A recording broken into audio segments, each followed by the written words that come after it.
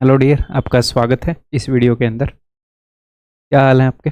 उम्मीद है कि बढ़िया तरीके से तैयारी चल रही होगी।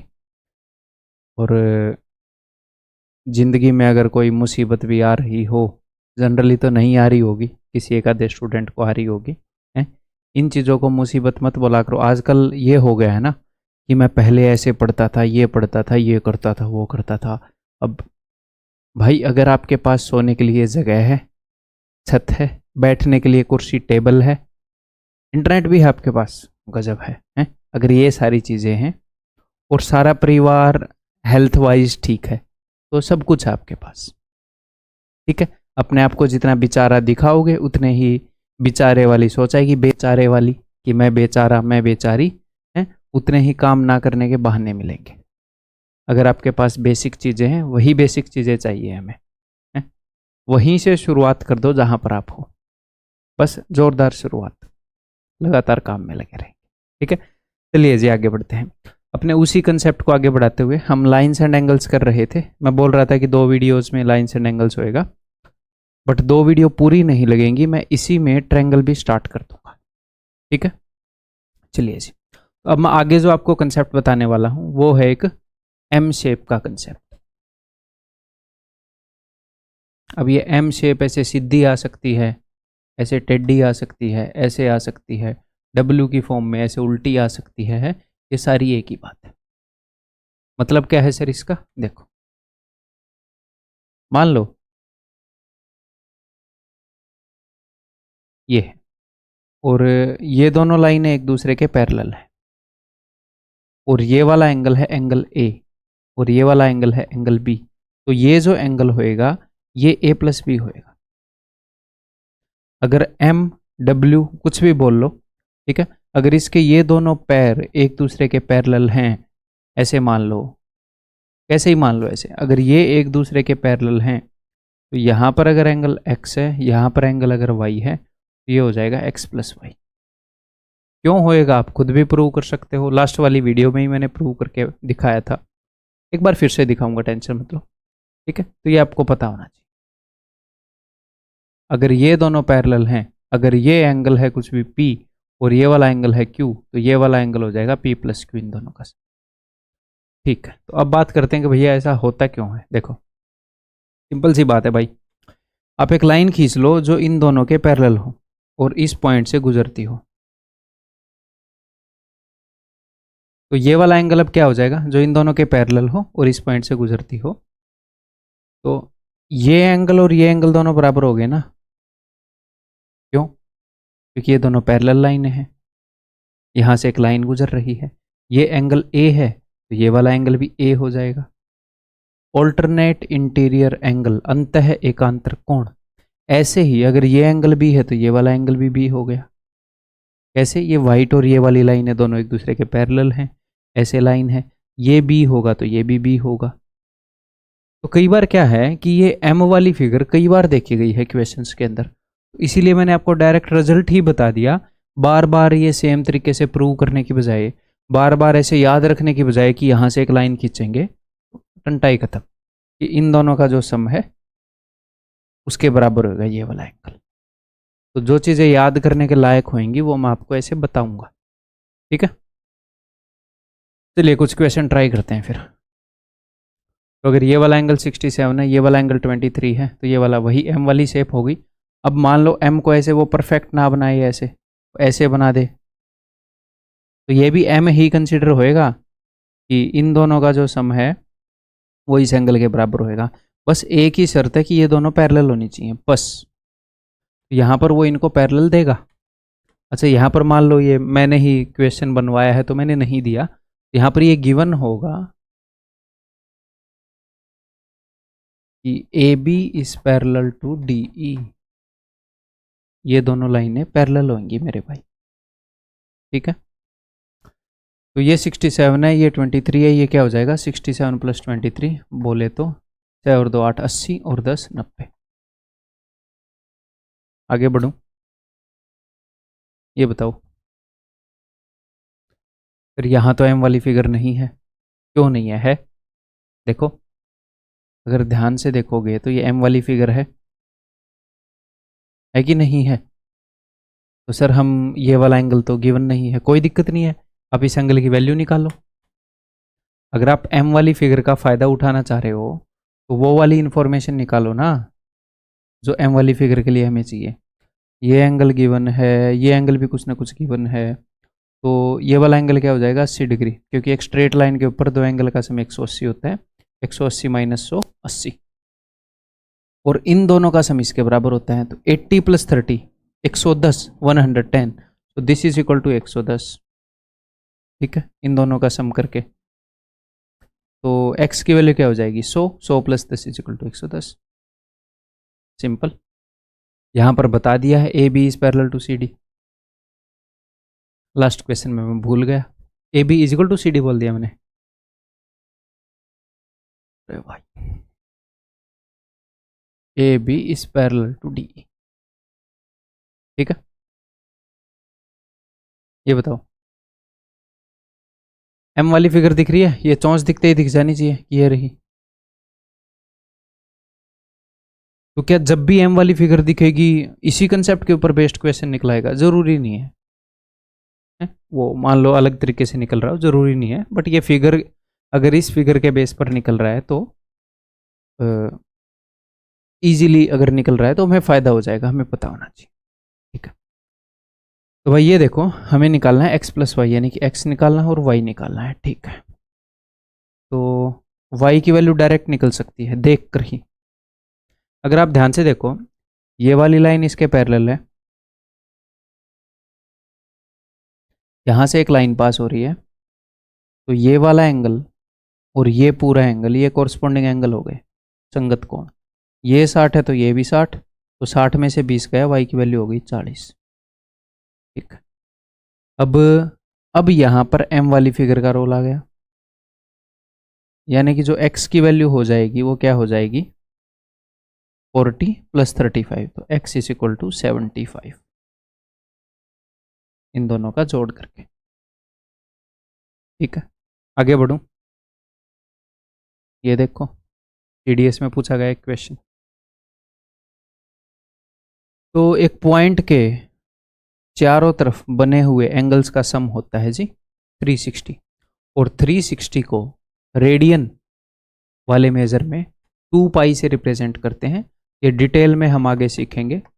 2 पाई का मतलब 360, 1 पाई का मतलब 180, पाई का मतलब 180 मान लो। तो अगर मैं पाई बाई 2 कर दूँ तो इधर भी 2 से भाग कर दूँ तो इधर भी 2 से, तो ये बेसिक सी चीज़ है कि अगर हम रेडियन में एंगल को रिप्रेजेंट करेंगे, ये एंगल्स हैं डिग्री में और ये एंगल्स हैं रेडियन में। रेडियन को ऐसे रिप्रेजेंट करते हैं ऐसे सी, सर्कुलर मेजर बोलते हैं इसको। क्यों बोलते हैं सब कुछ आगे पता लग जाए। ठीक है, तो इस पॉइंट के चारों तरफ बने एंगल का योग क्या है 360 डिग्री मान लो, या फिर 2 पाई मान लो रेडियन में, क्योंकि इसने ऑप्शन में 2 पाई दे रखा है ना, इसलिए बोल रहा हूँ। तो ये हो जाएगा 2 पाई माइनस ए। अब बोलोगे जी हाँ सर, तो फिर से एम वाली फिगर बन गई। In the figure below A B is parallel to L M, A B is parallel to L M, और फिर से यही फिगर बन गई। देखो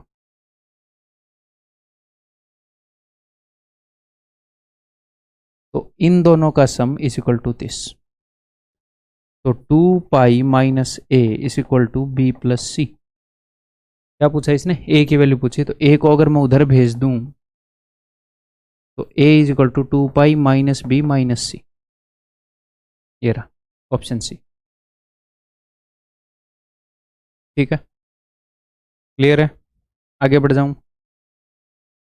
ये बताओ यहाँ तो कोनो एम वाली फिगर ना ही बन रही, तो बना सकते हो आप, नहीं बन रही तो एम के बीच वाली चोंच तो नज़र आ रही है, एम ऐसे होता है ना, तो इसके बीच वाली चोंच तो नज़र आ रही है, ये चोंच तो नज़र आ रही है।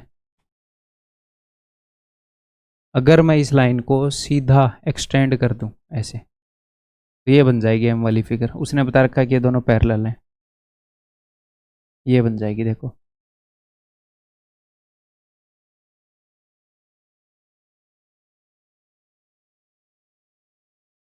ठीक है, तो अगर ये a है तो ये क्या हो जाएगा, ये हो जाएगा पाई माइनस ए, या फिर 180 माइनस ए, कुछ भी बोल लो आप। ठीक है, अगर आप पाई से अनकंफर्टेबल हो तो ये लो, तो इन दोनों का सम बराबर है ये, यानी कि B is equal to 180 minus A plus में C, इन दोनों का sum is equal to this. वो पूछ रहा है A plus B minus C, तो A और C को इधर भेज दो, तो ये हो जाएगा A plus B minus C is equal to 180 degree, simple. ठीक है, क्लियर है ब्रो? अब आगे भाई, अब एक और फिगर के बारे में मैं आपको बताने वाला हूँ, दैट इज एरो, तीर। ये तीर जैसा दिख रहा है, अगर मैं इसको यहाँ पर ऐसे एक डंडी सी बना दूं तो एक तीर जैसा हो जाएगा ना, एरो का हेड है ये, एक तीर का सिर है। तो ऐसी फिगर के बारे में बता देता हूँ। देखो, जैसे आपने देखा होगा महाभारत रामायण, वहाँ पर देखिए तो तीर कैसी होती है, ये एक डंडी है और जनरली आप लोग ऐसे बनाते हो, बट मेरे जैसा अगर कोई स्टाइलिश बंदा होगा तो वो ऐसे नहीं बनाता है, वो ऐसे बनाता है। ठीक है, और यहाँ पर ऐसे होता है, ये पंख होते हैं, पंख, ताकि ये एक डायरेक्शन में जाए, बढ़िया तरीके से, स्टेबल तरीके से जाए, ऐसे होती है। तो ये जो एरो का हेड है, इसके ऊपर बेस्ड एक कंसेप्ट है, ये कई बार पूछा गया है, तो डायरेक्टली बताने में ही फायदा है। ठीक है, देखो,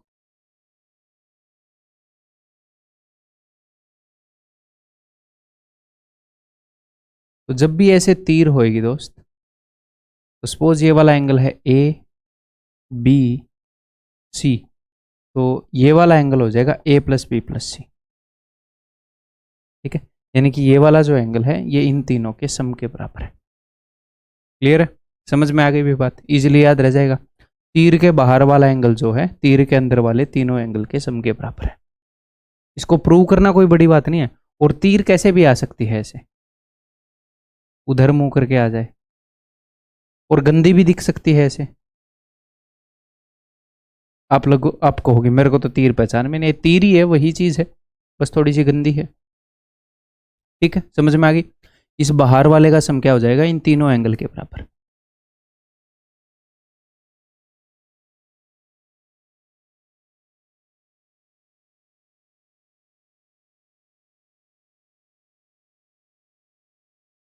ठीक है, ओके, तो इसको प्रूव करूं, ये करो, या तो इस वाली लाइन को ऐसे बढ़ा लो या इस वाली लाइन को ऐसे बढ़ा लो, किसी को भी बढ़ा लो।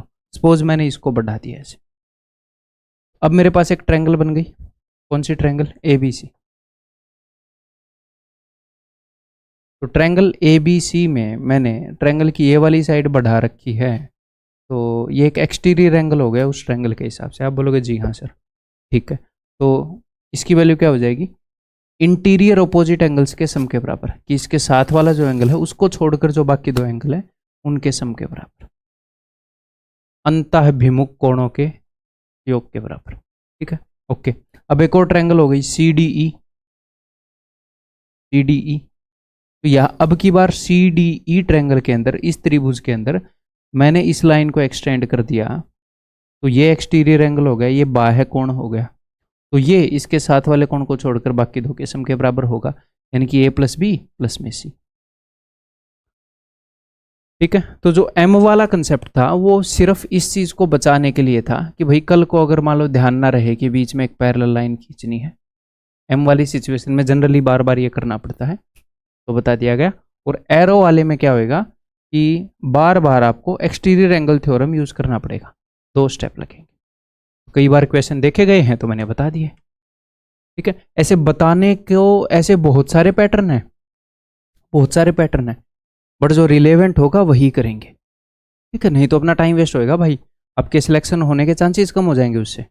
इरिलेवेंट चीज़ों को नहीं पढ़ना, सिर्फ रिलेवेंट चीज़ें, क्योंकि इरिलेवेंट चीज़ों को पढ़ने लगे तो कितनी चीज़ें हैं रिलेवेंट, इतनी है कि आपका जीवन खत्म हो जाएगा, वो चीज़ें खत्म नहीं होंगी। क्यों? क्योंकि आपसे पहले करोड़ों आदमी पैदा हो चुके, जिंदगी भर मैथ्स के ऊपर काम करके मर गए, इतनी चीज़ें पैदा करके चले गए वो, कि आप अकेले की ज़िंदगी काफ़ी कम पड़ जाएगी।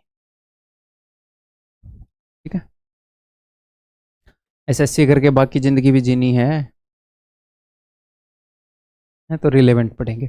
इन the adjoining figure angle B A D is equal to A, angle B A D ये वाला एंगल है जी A, angle A B C is B, angle A B C ये वाला एंगल है भाई साहब B, angle B C D इस एंगल को नाम दे दिया सी, और एंगल ए डी सी को नाम दे दिया डी। ठीक है, find the value of angle A B C इसकी वैल्यू बोल रहा है in terms of A C D. तो हमें तो सीधा सीधा पता है ना भाई कि सी, ये जो बाहर वाला एंगल है, that is equal to A plus B plus D. वो बोल रहा है एंगल ए बी सी की वैल्यू बताओ, यानी कि बी की वैल्यू बताओ, इसकी वैल्यू पूछ रहा है। बाकी सबको इधर भेज दो, C minus A minus T is equal to ये वाला। ठीक है, क्लियर है। अब इसका यूज़ करोगे, आगे बढ़ूँ, ये बताओ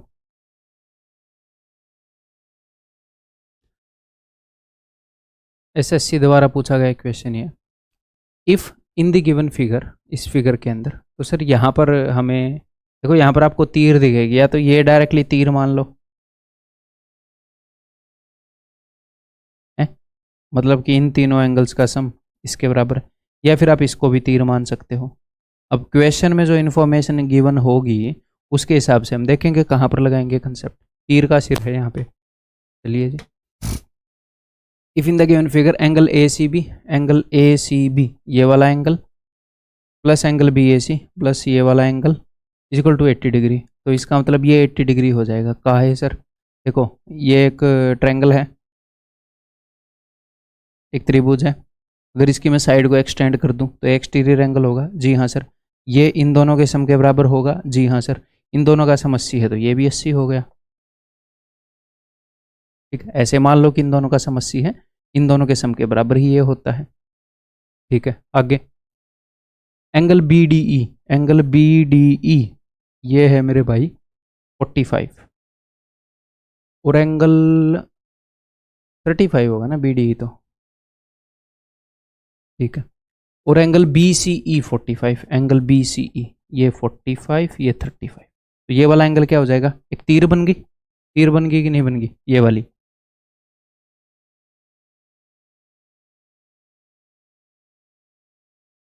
तो ये जो बाहर वाला एंगल है इसका सम इन इसकी वैल्यू इन तीनों के सम के बराबर होगी, तो इन तीनों को जोड़ देते हैं। इन दोनों का सम है 80, 80 और 80 160, ऑप्शन सी। ठीक है, क्लियर है? मैंने जोड़ा ठीक है ना? ठीक ही जोड़ा है। ये बताओ, तीर दिख रही है यहाँ पे? वैसे तीर दिखाऊं? पहले पहले खुद ट्राई कर लेना, नहीं तो मैं तीर नहीं दिन में तारे दिखा दूंगा। ये तो अगर मतलब काम चला तो अपना एग्जाम में आए हुए क्वेश्चन है ये, पिछला भी ये भी है, उस कंसेप्ट से काम चला लेंगे। ठीक है, देखो अब आगे क्या है मामला। उसने बोला है the angles X degree A degree C degree and pi minus B are indicated, तो उसने इंडिकेट कर रखे हैं ये सी डिग्री सारे एंगल। ठीक है भाई, विच one of the following is correct. ठीक है, तो अब देखो, अगर मुझे तीर वाला कंसेप्ट यूज करना है तो मुझे जो जो कंसेप्ट तीर वाले कंसेप्ट के अंदर होते हैं, जो जो एंगल वो लाने पड़ेंगे। जैसे ये वाला एंगल होता है ये प्लस में ये प्लस में ये इज इक्वल टू ये, ऐसे बोलते हैं ना। इन सारे एंगल्स की वैल्यू निकाल रहा हूं मैं।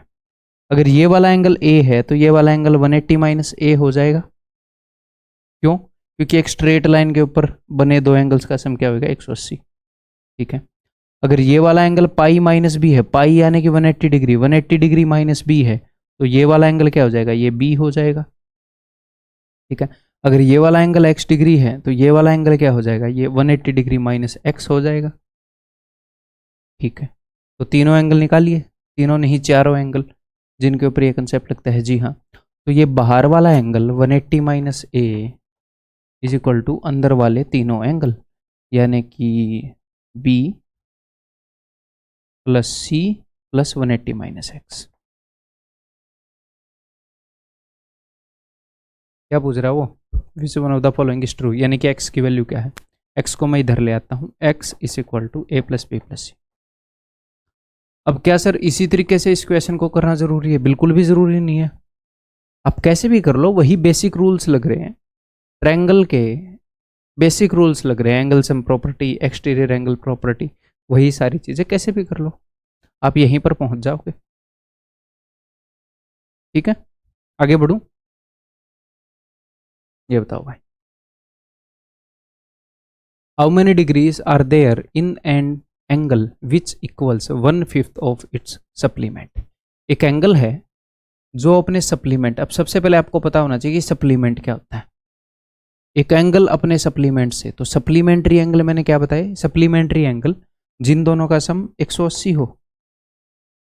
आपको शॉर्टकट भी बताया कि कॉम्प्लीमेंट्री हुआ और सप्लीमेंट्री हुआ तो सी पहले आता है अल्फ़ाबेट्स में, तो 90 आता है गिनती में, एस बाद में आता है, तो 180 बाद में आता है, ठीक है। और हिंदी में बताया ये छोटा होगा पूरक और ये बड़ा होगा समपूरक। ये कोटि पूरक भी हो सकता है, बट पूरक वर्ड तो छोटा ही है समपूरक से, ऐसे ध्यान रखना है, ठीक है। अगर दो एंगल का सम 180 है तो ये दोनों सप्लीमेंट्री एंगल्स हैं, और हम इसको ऐसे भी बोल सकते हैं कि बी जो है वो ए का सप्लीमेंट है, ए बी का सप्लीमेंट है। अगर दो एंगल्स का सम 90 है, मान लो एक्स और वाई का सम 90 है, तो वाई एक्स का कॉम्प्लीमेंट है, एक्स वाई का कॉम्प्लीमेंट है। हिंदी में बोलेंगे कि ए जो है वो बी का संपूरक है, बी ए का संपूरक है, ठीक। ए का संपूरक कोण बी है, बी का संपूरक कोण ए है। तो यहां पर ये बोल रहे हैं कि एक एंगल है, how many degrees are there in an angle, एक एंगल के अंदर कितनी डिग्री हैं जो अपने सप्लीमेंट, यानी कि उसका सप्लीमेंट एंगल, यानी कि जिसके साथ मिलकर वो 180 बनाता है, जो उसके 1/5 के बराबर है। अच्छा, उसके 1/5 के बराबर है, तो उसके सप्लीमेंट को मैं 5 थीटा मान लूंगा, 5a मान लूंगा, जो भी। तो ये उस एंगल का सप्लीमेंट है, तो वो एंगल इसका 1/5 हो गया, यानी कि वो थीटा हो गया। जिस एंगल की ये बात कर रहा है वो अपने सप्लीमेंट का 1/5 है, उसके सप्लीमेंट को मैंने 5 थीटा क्यों माना, ताकि मैं उसका 1/5 कर पाऊँ। तो इसको मैंने 5 थीटा मान लिया, तो ये थीटा हो गया। इन दोनों का सम क्या हो जाएगा जी, 180।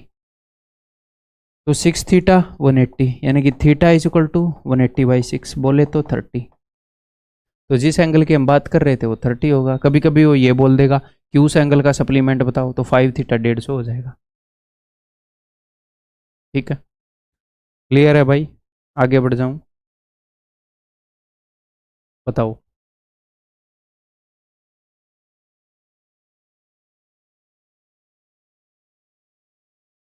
और सारे क्वेश्चन मेरे बताने से पहले पॉज करके खुद सॉल्व कर रहे हो कि नहीं, पॉज करके सॉल्व कर लो। देखो, दो तरह के बच्चे हैं, एक इस तरह के बच्चे हैं जो मेहनत नहीं करना चाह रहे, उनको तो मैं गाइड कर नहीं सकता है ना, वो 5 दिन मेरी बात मानेंगे, छठे दिन बात नहीं मानेंगे, तो उनका कुछ नहीं बन रहा।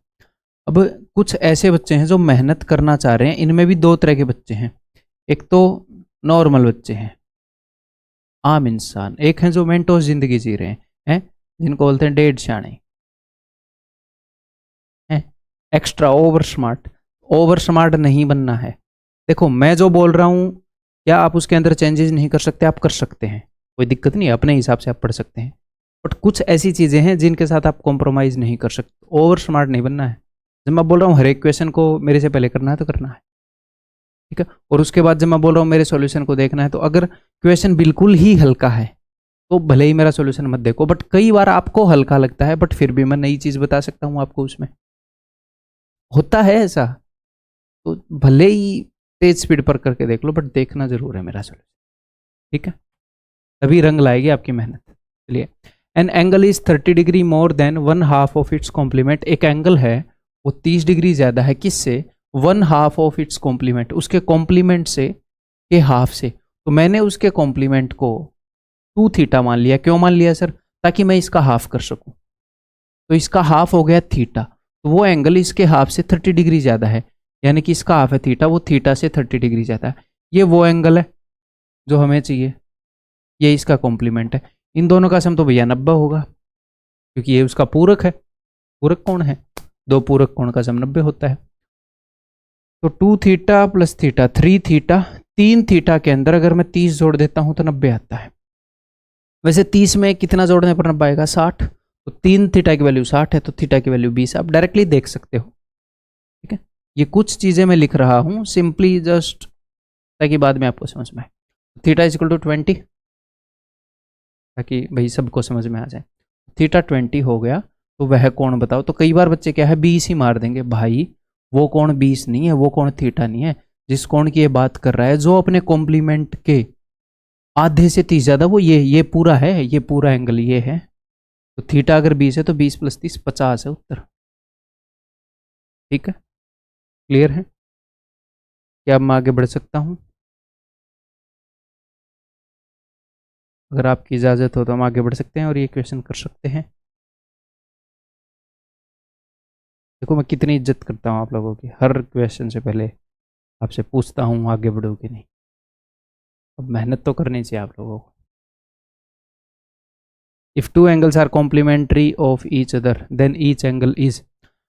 अगर दो एंगल कॉम्प्लीमेंट्री हैं एक दूसरे के, यानी कि उनका सम जो है वो 90 डिग्री है, देन तो हर एक एंगल क्या होगा? देखो, अगर दो एंगल एक दूसरे के कॉम्प्लीमेंट्री हैं तो उनका सम 90 है। ऐसा भी हो सकता है एक एंगल 0 हो, एक एंगल 90 हो।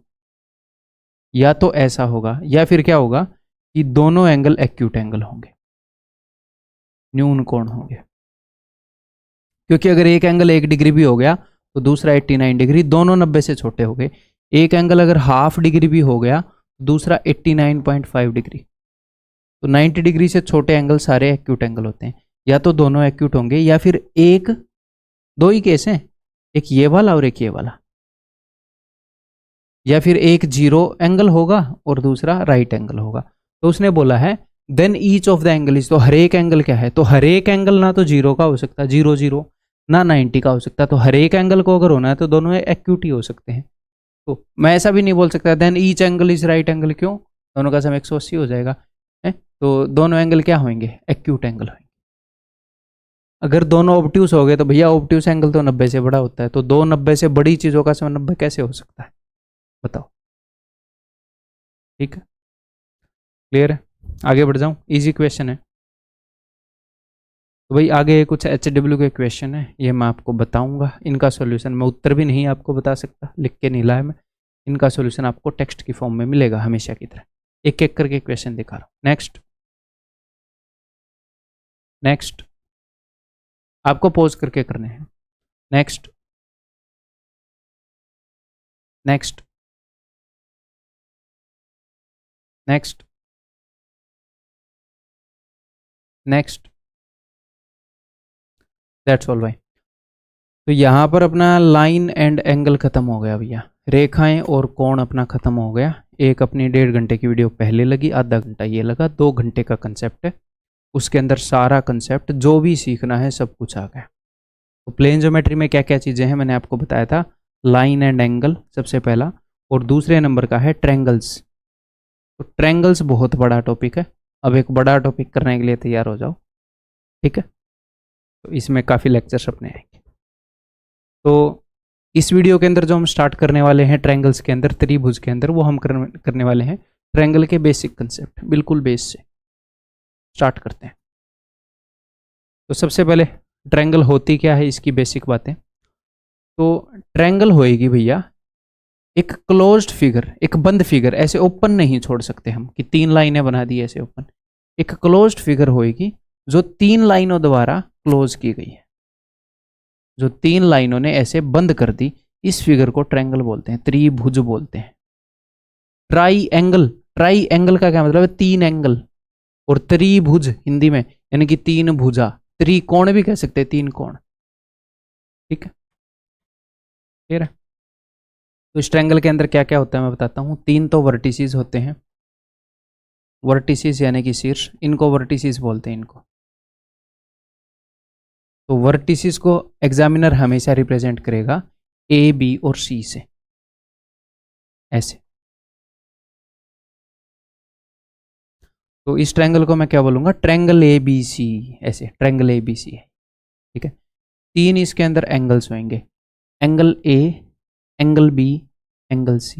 ये 3 इंटीरियर एंगल है, ठीक है? ये बेसिक सी बातें आप जानते हैं, जस्ट एक बार ओवरव्यू दे रहा हूँ, कंप्लीटनेस आपको दे रहा हूँ। 3 इसके अंदर साइड्स हैं, 3 भुजाएं हैं। कौन कौन सी भुजाएं हैं? ये 3 भुजाएं हैं भैया। एंगल्स को भी लिख देते हैं यहाँ पे। तो एंगल्स हैं एंगल A, एंगल B और एंगल C। 3 भुजाएं हैं इसकी A, B। कई बार जो भुजा होती है ना, जो साइड होती है, उसको ऐसे भी रिप्रेजेंट करता है एग्जामिनर, ए बी के ऊपर ऐसे बार बना के कि ए बी एक लाइन है ऐसे करके, ठीक है, ए बी सी और सी ए, ठीक। नेक्स्ट,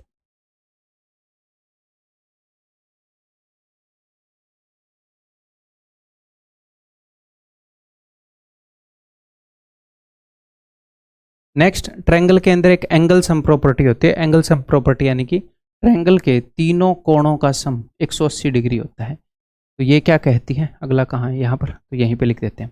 ये क्या कहती है कि angle A plus angle B plus angle C is equal to 180 degree. इसको आप इजीली प्रूव कर सकते हो। एक बार जल्दी से मैं आपको इसका प्रूव बता दूं, है ना, आपके ब्रेन को स्टिमुलेट करने के लिए। एक बार खुद भी ट्राई कर लो। देखो, एक लाइन खींच लो जो इस बेस के पैरेलल है, ठीक है। तो इस एंगल को दे दो कि x है, इस एंगल को नाम दे दो y है, इस एंगल को नाम दे दो कि z है, ठीक है। तो मुझे एक बात बताओ, इस बेस के पैरेलल लाइन खींच ली जो a से पास हो रही है, तो यहाँ पर z बन गया कि नहीं बन गया, ये तो अगर ये वाला एंगल z है तो ये वाला एंगल भी z होगा। आप बोलोगे बहुत खूब। अब ये बताओ यहाँ पर z बन गया कि नहीं बन गया ऐसे, तो ये वाला एंगल इसके। और एक और बात है, ये नहीं है कि जहां पर z बनेगा ये इक्वल होंगे, ये पैरेलल होनी भी जरूरी है। यहाँ पर ये मैंने पैरेलल खींची है, ठीक है, तो ये एंगल x है तो ये भी एंगल x है। और हमें पता है कि एक स्ट्रेट लाइन के ऊपर बने हुए एंगल्स का सम 180 डिग्री होता है, यानी कि x plus Y plus Z तो सर 180 होएगा। तो ट्रायंगल के एंगल भी एक्स वाई जेड ही है, तो इनका सम भी 180 होएगा। क्लियर है? तो क्या हमारे एग्जाम में प्रूफ आएगा? नहीं, ये सिचुएशन आ सकती थी, आगे से आप इसे हैंडल कर लोगे। मैं प्रूफ भी उन्हीं चीज़ों के बताऊंगा जो यूजफुल होंगे। नेक्स्ट भैया, exterior angle property. Exterior angle property का क्या मतलब है? अगर मैं किसी भी साइड को ऐसे एक्सटेंड कर दूं, जो अब तक हम यूज करते आए थे, ये जो एक्सटीरियर एंगल है, इसके पास वाले अंदर वाले एंगल को छोड़कर बाकी दो के सम के बराबर होएगा। कैसे? सेम चीज देखो,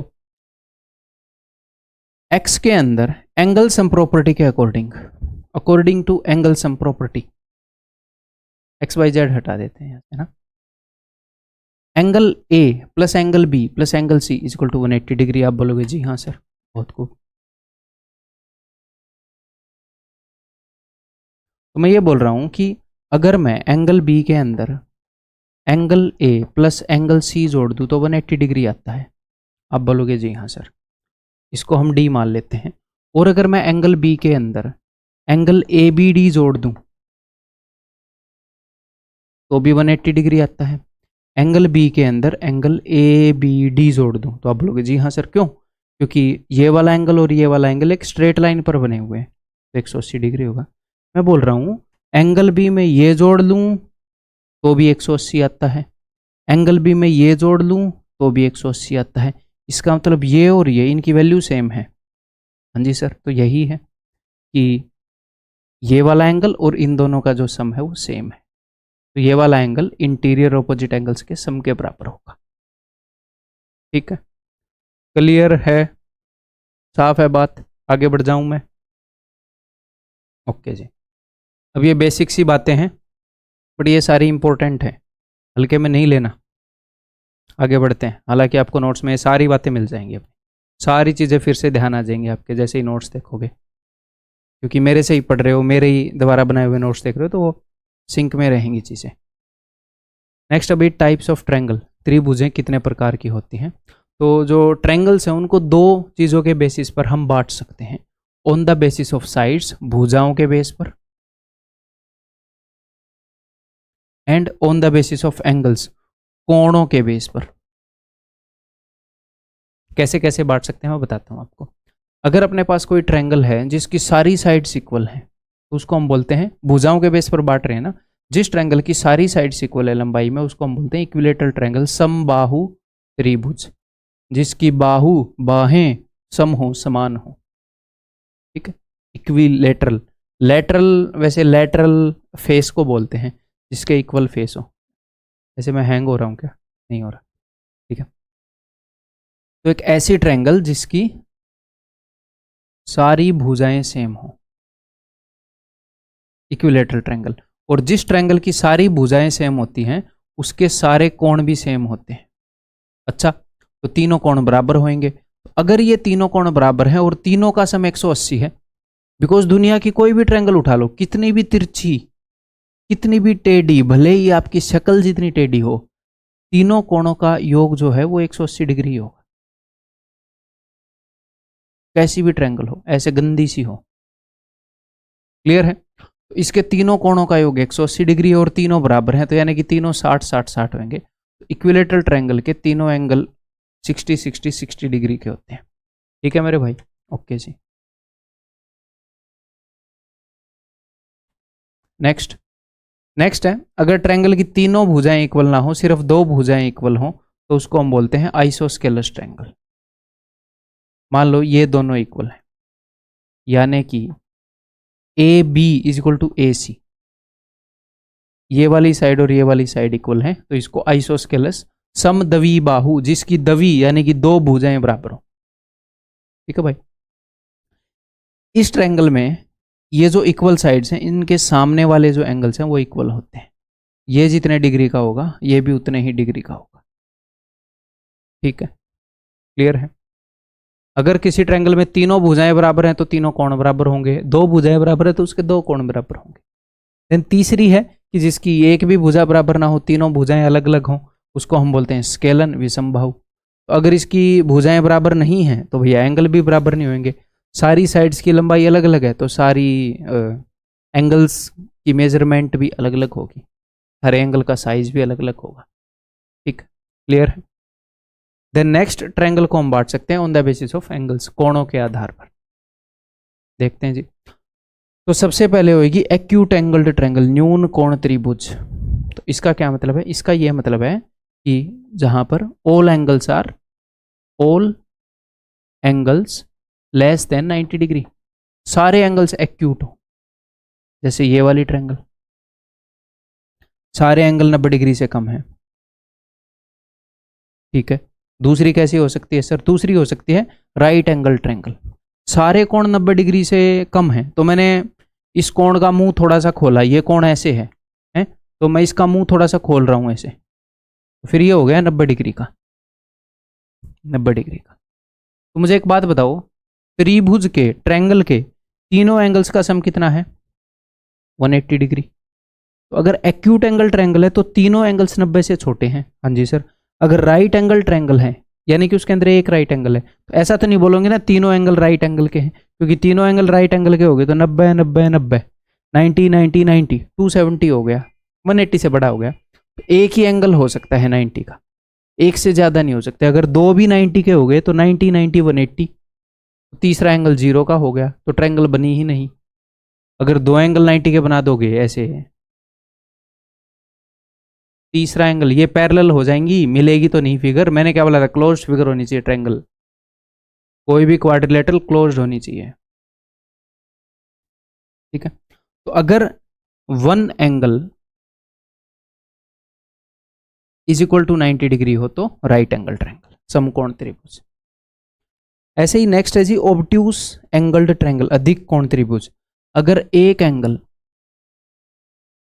one angle greater than 90 degree हो, ठीक है, जैसे एक एंगल का मुंह बहुत ही ज्यादा खुल गया हो ऐसे, तो ये ऑब्ट्यूस एंगल ट्रायंगल। ठीक है भाई? क्लियर है? ट्रायंगल का डिवीजन सीख लिया। साइड के बेस पर तीन तरह के ट्रायंगल हैं, एंगल्स के साइज के बेस पर। सारी साइड सेम इक्विलेटरल समबाहु, दो साइड सेम आइसोस्केलस समद्विबाहु, कोई भी साइड सेम नहीं है विषमबाहु स्केलन। ठीक है? नेक्स्ट, एंगल 90 से छोटे हैं एंगल्स का साइज, चाहे वो सारे बराबर हो ना हो, सारे 90 से छोटे हैं। एक्यूट एंगल, न्यून कोण त्रिभुज। एक एंगल 90 डिग्री के बराबर है, राइट एंगल ट्रायंगल। जो एक कोण है जो सबसे बड़ा है, ऑफ कोर्स सबसे बड़ा कोण 90 डिग्री के बराबर है। अगर सबसे बड़ा कोण, जो ये कोण 90 डिग्री का होता है ना, ये सबसे बड़ा है, 90 से बड़ा और कोई कोण हो नहीं सकता, क्योंकि कोई और कोण 90 से बड़ा हो गया तो इसका और उसका सम फिर 180 को क्रॉस कर जाएगा, जो कि हो नहीं सकता। तो ये सबसे बड़े कोण होते हैं। ये राइट एंगल ट्रायंगल में सबसे बड़ा कोण ये है, ऑब्ट्यूस एंगल ट्रायंगल में सबसे बड़ा कोण ये है। तो अगर सबसे बड़ा कोण जो है वो 90 से बड़ा है तो ऑब्ट्यूस एंगल ट्रायंगल, अधिक कोण त्रिभुज। ठीक है, आगे बढ़ जाऊं मैं। नेक्स्ट भैया साइड एंगल रिलेशन। साइड यानी कि भुजा, एंगल यानी कि कोण, इनके बीच में एक संबंध है। क्या संबंध है? आपने भी देखा होगा, देखो कि अगर तीनों साइड बराबर थी तो तीनों एंगल बराबर थे, अगर दो साइड बराबर थी तो दो एंगल बराबर है। और एक और रिलेशन होता है, मैं दोनों रिलेशन आपको बताऊंगा। तो सबसे पहला रिलेशन है angles opposite to equal sides are equal and vice versa is true. कि इक्वल साइड्स के ऑपोजिट जो एंगल होते हैं वो इक्वल होते हैं। जैसे इक्विलेटरल में तीनों भुजाएं क्या हैं? बराबर हैं। तो इन तीनों भुजाओं के ऑपोजिट में जो एंगल्स है ना वो तीनों बराबर हो गए। आइसोस्केलस में क्या हुआ? दो भुजाएं बराबर हैं, तो इसके ऑपोजिट में अगले पे ही कर लेते हैं। अगर तीनों भुजाएं इक्वल हैं, इनके ऑपोजिट में जो एंगल है ऐसे, ये तीनों बराबर हो गए या, ठीक है, तीनों 60-60-60 के हो गए। अगर आइसोस्केलस ट्रायंगल है, ये दोनों बराबर हैं, इसके ऑपोजिट ये वाला एंगल है, ये जो इतना होगा उतना ये होगा। अगर मान लो आइसोस्केलस ट्रायंगल ऐसे टेढ़ी पड़ी है ऐसे, तो इसके ऑपोजिट जो एंगल है और इसके ऑपोजिट जो है वो दोनों बराबर आएंगे।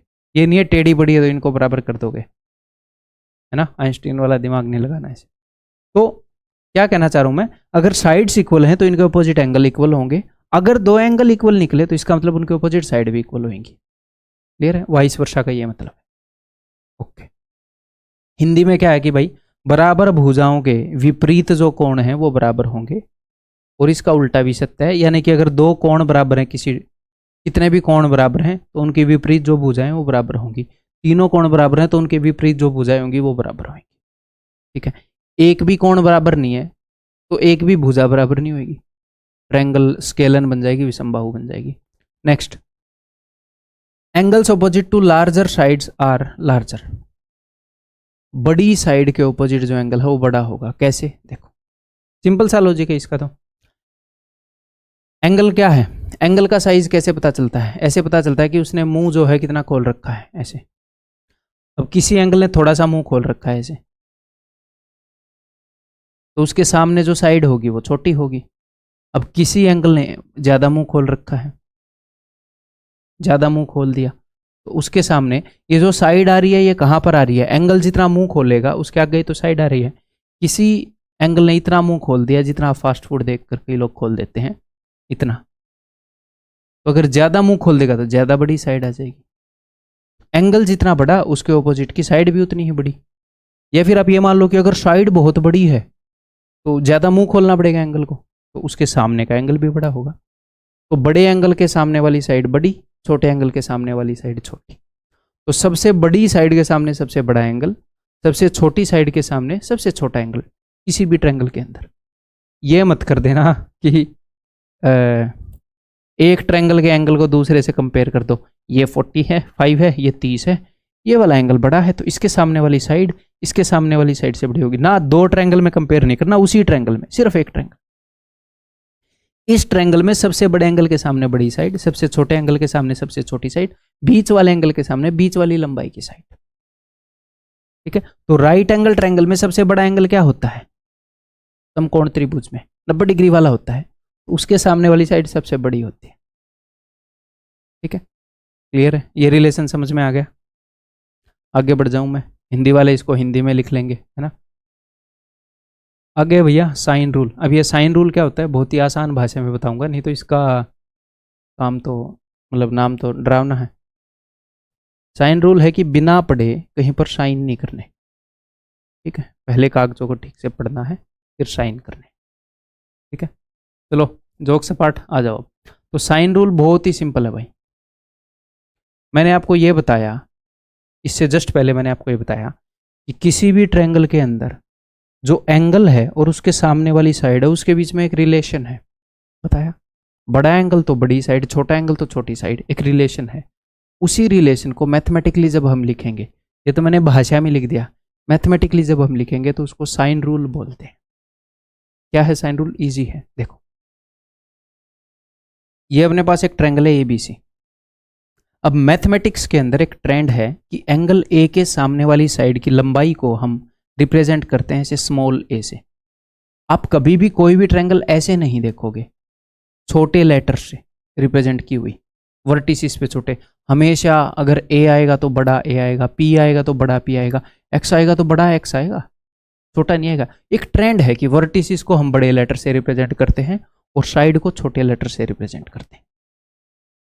जस्ट मैं वैसे ही बता रहा हूँ, ठीक है। तो हाँ, अब ये ट्रेंड अपने एग्जाम में भी यूज होता है जो मैं अब बता रहा हूँ। एंगल ए के सामने वाली साइड की लंबाई को हम रिप्रेजेंट करते हैं स्मॉल ए से, एंगल बी के सामने वाली साइड की लंबाई लेंथ को हम रिप्रेजेंट करते हैं बी से, स्मॉल बी से, और एंगल सी के सामने वाली साइड की लेंथ को हम रिप्रेजेंट करते हैं स्मॉल सी से, ठीक है। तो मैंने आपको क्या बताया है कि एंगल सी में और इसके सामने वाली साइड में एक रिलेशन है, एंगल ए में और इसके सामने वाली साइड की लंबाई में एक रिलेशन है, एंगल बी में और इसके सामने वाली साइड की लंबाई में एक रिलेशन है। वो रिलेशन पता है क्या है? अगर मैं एग्जैक्टली उसको बताऊं, एक तो हमने इस भाषा में जान लिया कि अगर बड़ा एंगल होगा तो उसके सामने वाली साइड बड़ी होगी, छोटा होगा तो सामने वाली साइड छोटी होगी। ये एक बेसिक कंपैरिजन हमने जान लिया। अब हम एग्जैक्ट जानेंगे। एग्जैक्ट ये है भैया कि ट्रायंगल की ये जो साइड्स है ना ए बी सी, इनकी लंबाई का रेशियो, ट्रायंगल की जो साइड्स हैं इनकी लंबाई का रेशियो इक्वल होता है साइड ए है, मतलब कि किसी भी ट्रायंगल की साइड है उसकी लंबाई उसके सामने वाले एंगल का साइन अगर आप निकाल दोगे, sine A ratio sine B ratio sine, ऐसे बोल सकता हूं कि इन एंगल्स के साइन का जो रेशियो होगा, सर ये साइन क्या है? ट्रिग्नोमेट्री वाला साइन है भाई, ठीक है। अगर ये 30 डिग्री है तो साइन 30, 40 डिग्री है तो साइन 40, 45 डिग्री है साइन 45 डिग्री, ठीक है। वो ट्रिगो में हम सीखेंगे। तो इन एंगल्स के साइन की जो भी वैल्यू होगी उनका अगर हम रेशियो निकालें वही इनकी लंबाइयों का रेशियो होगा। ये बेसिक है ये रूल। इसको बुक्स के अंदर कैसे दिया जाता है? आपने रेशियो एंड प्रोपोर्शन में एक चीज़ पढ़ी है कि x/2 is equal to y/3 is equal to z/4। इसका मतलब होता है कि x ratio 2 ratio sorry bro x ratio y ratio z is equal to 2:3:4। ये चीज़ पढ़ी है आपने, ठीक है। तो ऐसे ही इसको लिखा जाता है। साइन रूल आपको हमेशा ऐसे मिलेगा, a/sin a is equal to b/sin b।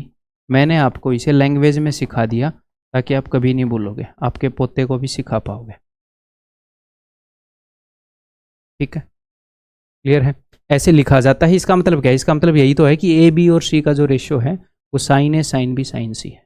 अगर मैं आपको ये बता दूं कि भाई कोई अपने पास ट्रायंगल है ऐसे, और ये वाला एंगल है 30 डिग्री, ये वाला एंगल है 45 डिग्री, और ऐसे बोल दूं कि 30 डिग्री के सामने वाली साइड है बी सी और 45 डिग्री के सामने वाली साइड है ए बी, इसकी लंबाई का रेशियो बताओ, तो आप बोल दोगे ठीक है, बी सी की जो लंबाई है बी सी के सामने 30 डिग्री, तो वो साइन 30 पर डिपेंड करती है, और ए बी की लंबाई डिपेंड करती है इस पर 45, यानी कि साइन 45 पर। ये है साइन रूल, ठीक है। क्लियर है? आगे मैंने लिख रखा है स्पेशल रैट्स, तो ये चूहे नहीं लिख रखे, रैट का मतलब, ठीक है। राइट एंगल ट्रायंगल्स लिख रखी हैं, स्पेशल राइट एंगल ट्रायंगल्स, जो कि हमें हाइट एंड डिस्टेंस में काम आएंगी, बट रिवीजन होता है तो अच्छा होता है, तो एक बार मैं यहाँ पर भी करवाऊंगा आपको। तो स्पेशल राइट एंगल ट्रायंगल्स हैं अपने पास। स्पेशल राइट एंगल ट्रायंगल्स का क्या मतलब है? ये मतलब है कि वो बार बार आती हैं अपने एग्जाम में, और वही आती हैं, उनके अलावा और कोई नहीं आएगा, है? तो मान लो ये एक ट्रायंगल है, राइट एंगल ट्रायंगल्स की मैं बात कर रहा हूँ, 30 60 90, ये भी 90 और ये भी 90, ठीक है। तो बाकी 90 के अलावा बाकी का 90 बचा, 90 के अलावा, क्योंकि टोटल 180 डिग्री है एंगल, 180 में से अगर 90 गया तो बाकी का 90 बचा, उसको मैंने 60 और 30 में तोड़ दिया, उसको मैंने 45 और 45 में तोड़ दिया, और उसी 90 को मैंने 75 और 15 में तोड़ दिया, ठीक है सर। 50 और 40 में कब तोड़ोगे? 50 और 40 के ट्रिग्नोमेट्रिक रेशियोज आपको नहीं आते और ना ही अपने सिलेबस में है, तो वैसे मैं नहीं तोड़ूंगा, ठीक है।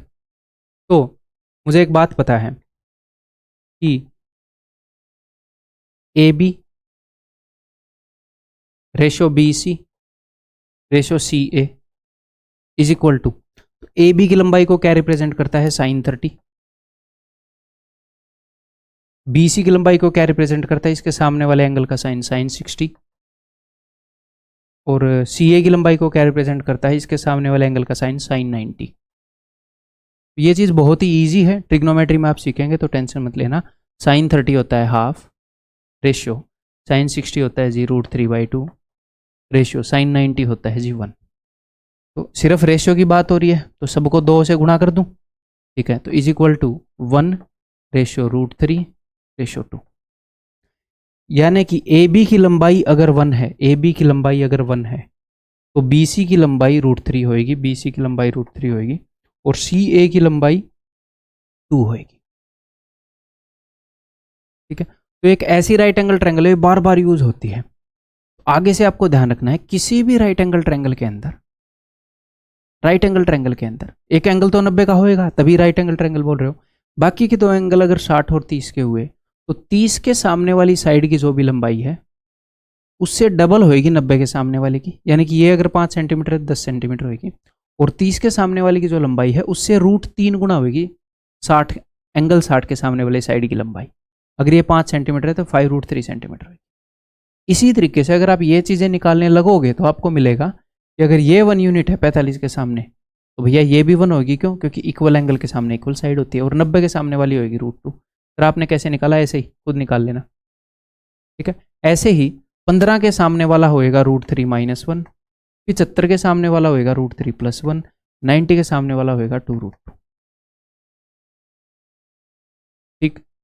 ये पूरे मैथ्स के अंदर काम आएंगी, ठीक है। जहां पर भी राइट एंगल ट्रायंगल ऐसी बनेगी, सिर्फ प्लेन ज्योमेट्री की बात नहीं है, ठीक है भाई। आगे बढ़ जाऊं मैं, चलो। नेक्स्ट है भाई साइन के साथ साथ कोसाइन रूल। अब ये कोसाइन रूल क्या होता है वो मैं आपको बताता हूँ। देखो, कोसाइन रूल आपको बताता है, जैसे साइन रूल आपको क्या बताता है, साइन रूल आपको बताता है ratio of length of sides, sides की लंबाई का ratio in terms of angles. आप खुद ही लिख लेना, ठीक है। ऐसे जब आप ऐसे लैंग्वेज में चीज़ों को जानते हो ना तो आपको फायदा क्या होता है, जब कई क्वेश्चन ऐसे होते हैं जो टफ वाले क्वेश्चन, आपको पता नहीं लगता कि यहाँ पर साइन रूल लगेगा क्या लगेगा, लेकिन मैंने आपको लैंग्वेज में बता दिया कि साइन रूल देता क्या है। जब क्वेश्चन में उस टाइप की इन्फॉर्मेशन गिवन होगी तो आपके दिमाग में घंटी बजेगी कि कहीं ये वो तो नहीं लगेगा, फिर आपको ध्यान आ जाएगा। लंबाइयों मतलब भुजाओं की लंबाइयों का रेशियो बताता है इन टर्म्स ऑफ जो एंगल है, एंगल्स के रूप में। एंगल्स, ट्रायंगल के एंगल और भुजा की लंबाई के बीच की रिलेशन है। तो कोसाइन रूल क्या बताता है, देखते हैं जी। तो भाई एंगल ए के सामने वाली साइड की लंबाई क्या हो जाएगी, ए। एंगल बी के सामने वाली साइड की लंबाई क्या हो जाएगी, बी। एंगल सी के सामने वाली भुजा की लंबाई क्या हो जाएगी, सी, स्मॉल सी, ठीक है।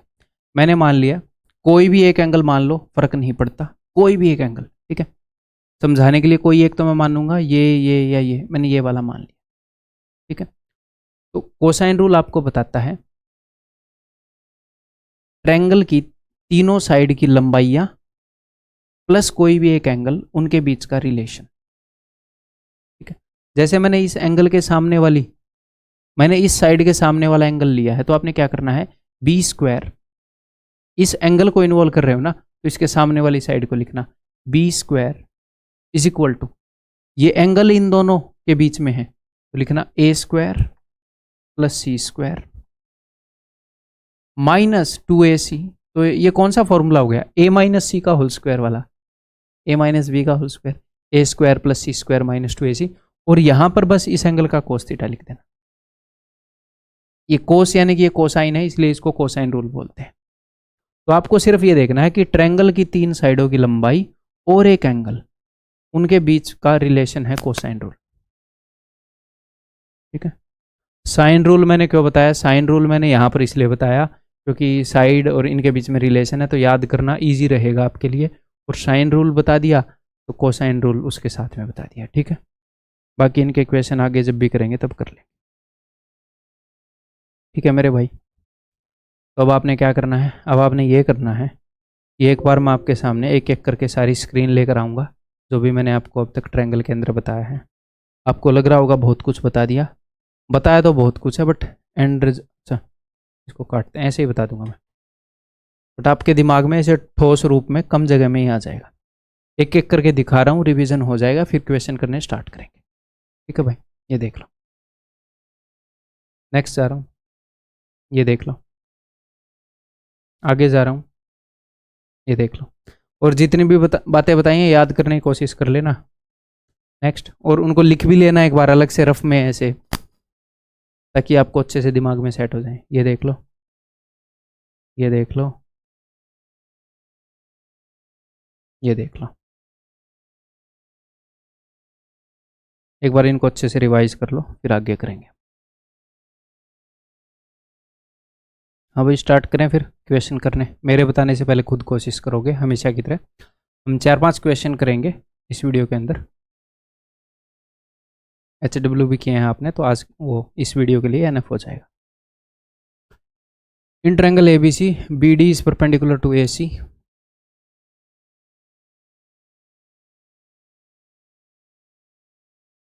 अच्छा BD ऐसे बनाना पड़ेगा, चलो ठीक है। BD is perpendicular AC, BD इसके परपेंडिकुलर है, यानी कि हिंदी में क्या बोलेंगे इसको, लंब है। अच्छा ऐसे ही उसने बता दिया, ठीक है। E is a point on BC, BC के ऊपर E एक पॉइंट है, such that BEA is x degree. BEA ये लो भाई, ये x डिग्री है।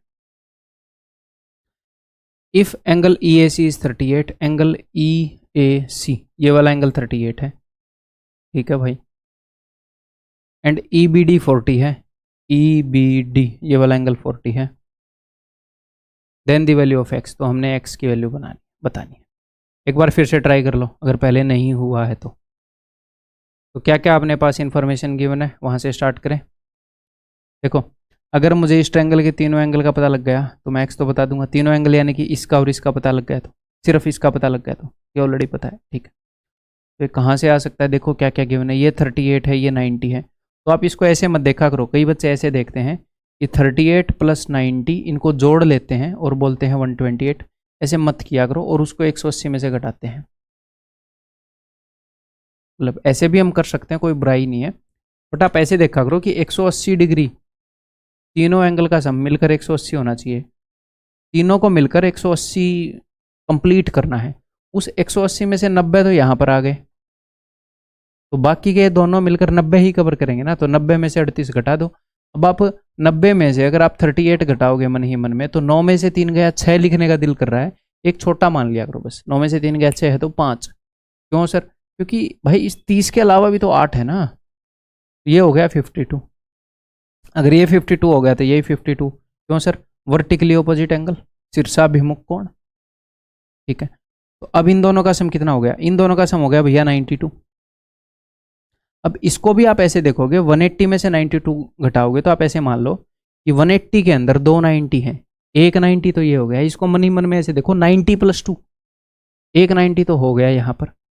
बाकी के 90 में से 2 घटा दो, ये 88 हो जाएगा। 2 90 चाहिए ना, ये 90 + 2, तो एक तो 90 हो गया, एक 2 है, इस 2 के अलावा एक 88 ही चाहिए 90 करने के लिए। Answer is option A. ऐसे क्वेश्चंस में फिर जनरली आपको लिखना नहीं पड़ा करेगा। आगे बढ़ूं मैं, ये बताओ, tell me this. In triangle ABC, AB is equal to AC,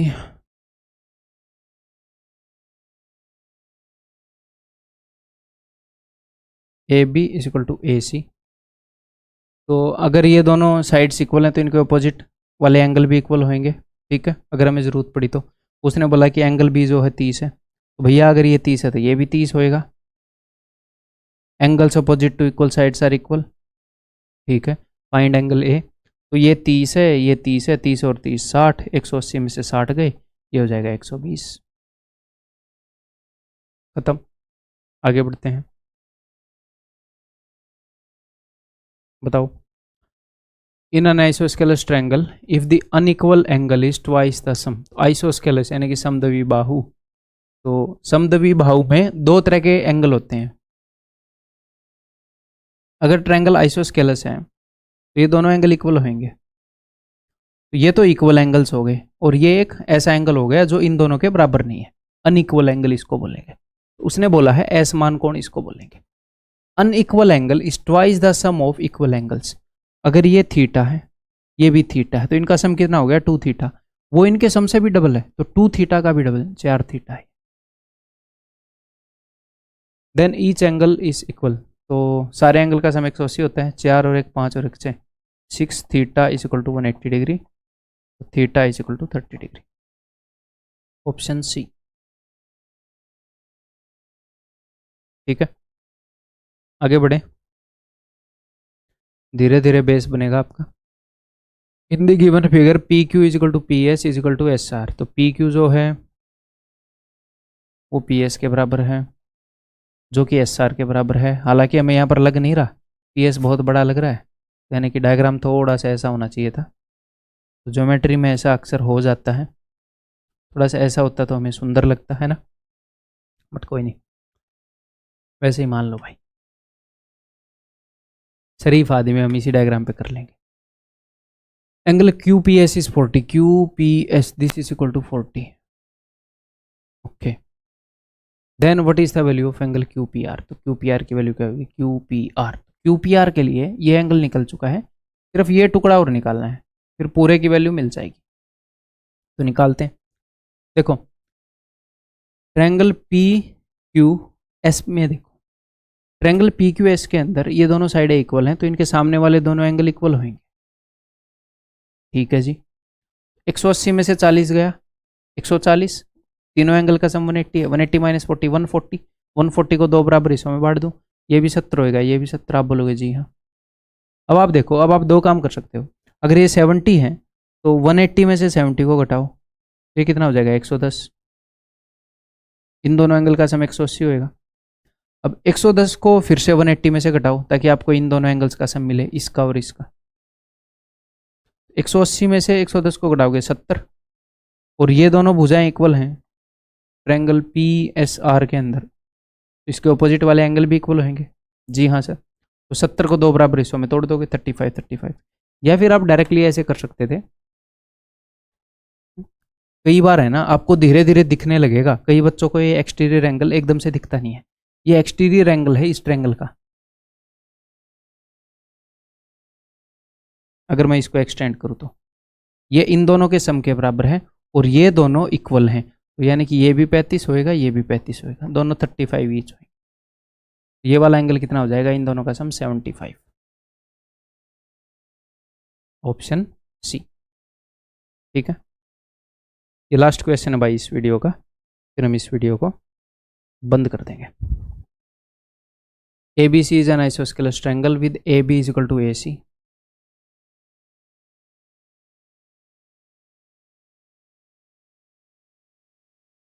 ठीक है भाई।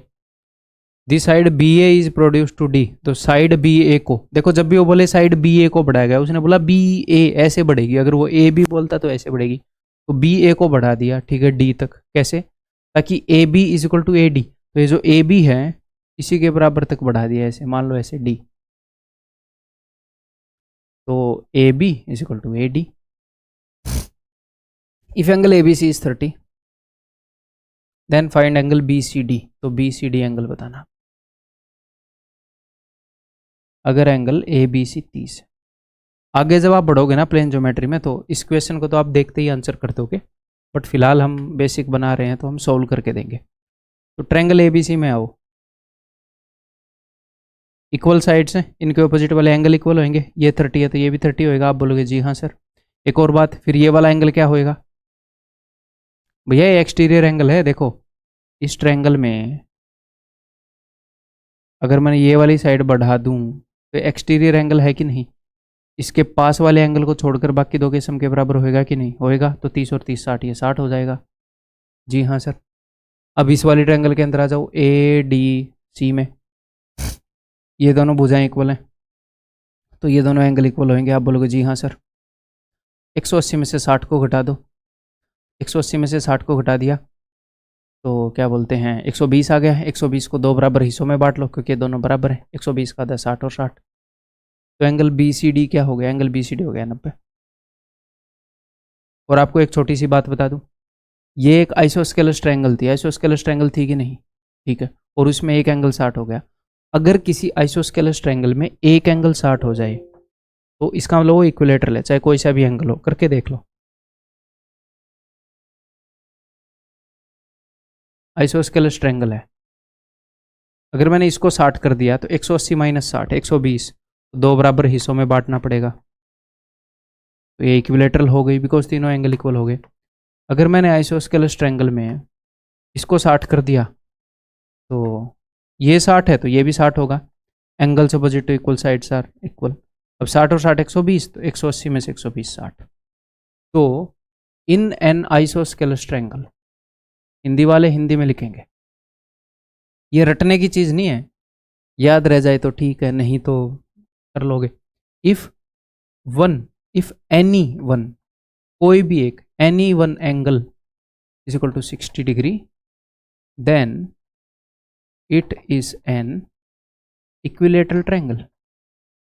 हिंदी वाले हिंदी में लिख लेंगे भैया, ठीक है भाई। इससे आगे हम अगली वीडियो के अंदर स्टार्ट करेंगे, उसके अंदर मिलता हूँ मैं आपसे।